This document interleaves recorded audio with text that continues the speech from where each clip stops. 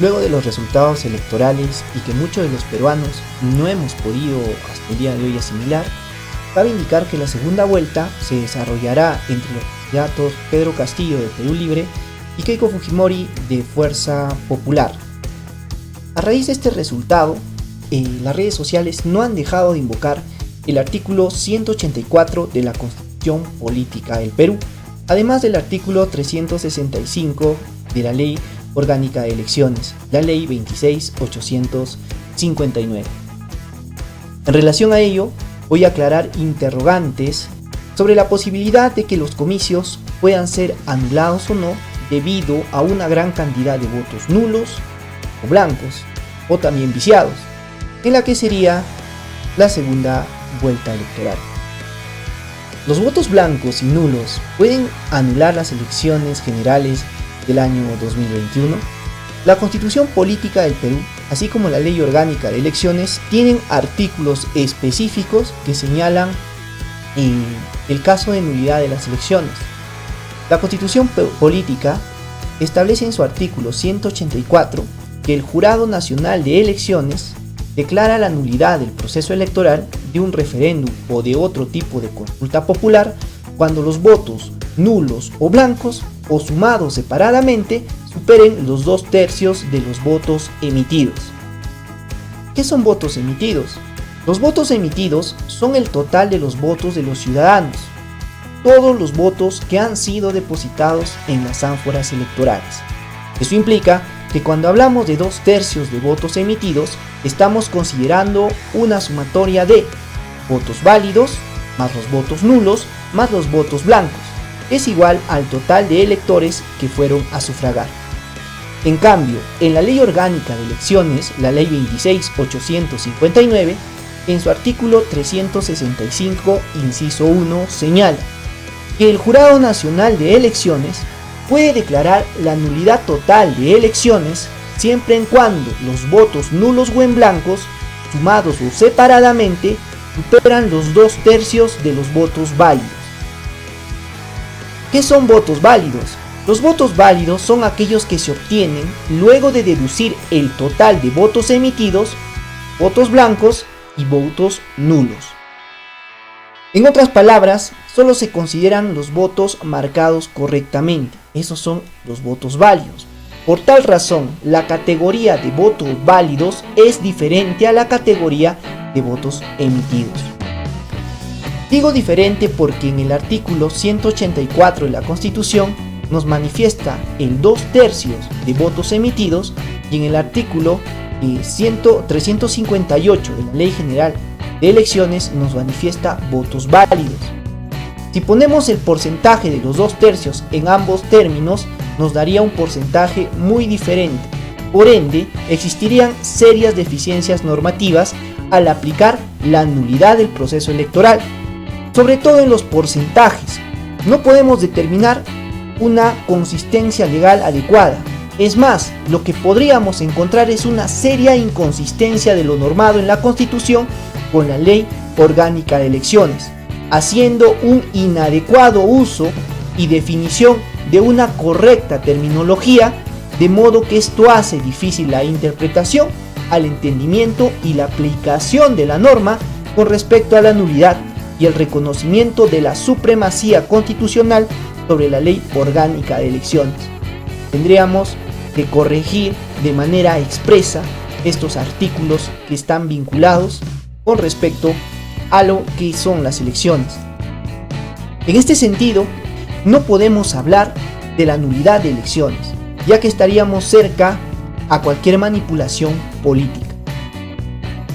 Ahora, en el supuesto caso de que se logre la nulidad del proceso electoral, ya sea con votos emitidos o votos válidos, y haciendo caso al artículo 51 de la Constitución del principio de la supremacía constitucional, y si esto llegara a ocurrir, la norma precisa en su artículo 368 lo siguiente: en el caso de anulación total, las nuevas elecciones se efectuarán en un plazo no mayor de 90 días. Esto significa que si al menos el 66,6% de los votos emitidos son blancos o nulos, Las autoridades electorales volverán a realizar las elecciones en menos de 90 días. Siguiente pregunta: ¿se anula la primera vuelta o solo la segunda vuelta? La primera elección se realizó el domingo 11 de abril. Esta ya ha sido materializada mediante los resultados electorales al 100% de la obra. Entonces sería ilógico pedir una nulidad por algo que ya ha pasado. La nulidad sería solamente para la segunda vuelta, en este caso las elecciones del domingo 6 de junio. La siguiente interrogante caería de madura: ¿las nuevas elecciones serán con los mismos candidatos? La verdad, la Constitución ni la norma electoral establecen de manera expresa, de manera taxativa, ya que solo hacen referencia a los artículos 111, inciso 2, al artículo 18 y al artículo 365, inciso 1 de la norma electoral, que nos refieren simplemente al desarrollo de comicios en un plazo determinado. No tenemos una norma clara, no tenemos una norma que defina de manera expresa las elecciones, o si es que existen nuevos comicios con los mismos candidatos o no. Mientras tanto, nos quedamos en una incertidumbre.